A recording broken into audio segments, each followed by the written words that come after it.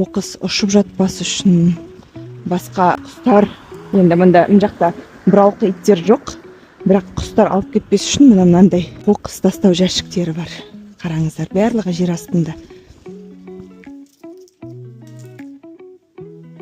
Мына қазір алып кетем сыртқа, мынау деген кілті. Сол жәшіктердің қазір көрсетем.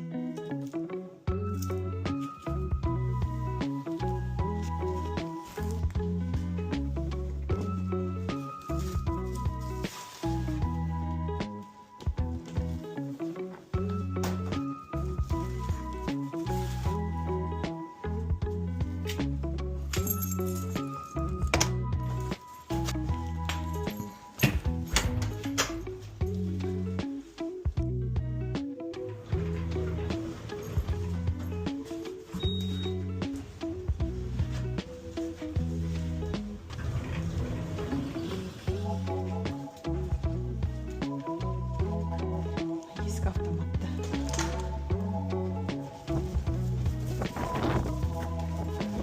Норвегияда қоқыс жәшіктерінен қоқыс ұшып жатпас үшін басқа құстар, енді мында жақта бұралқы иттер жоқ, бірақ құстар алып кетпес үшін мынандай қоқыс тастау жәшіктері бар. Қараңыздар, барлығы жер астында. Және сұрыптап саламыз. Мынау мысалға тағам қалдықтары, қағаз, сосын мынау өңделмейтін қалдықтар.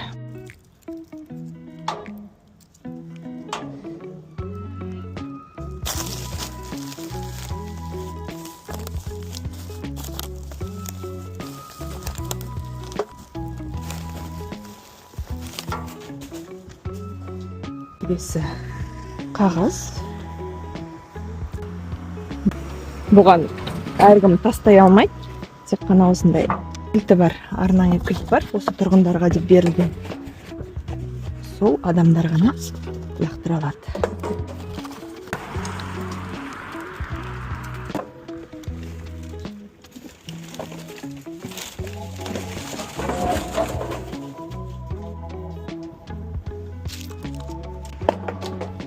Мынау енді биоқалдық, яғни тамақ қалдықтары.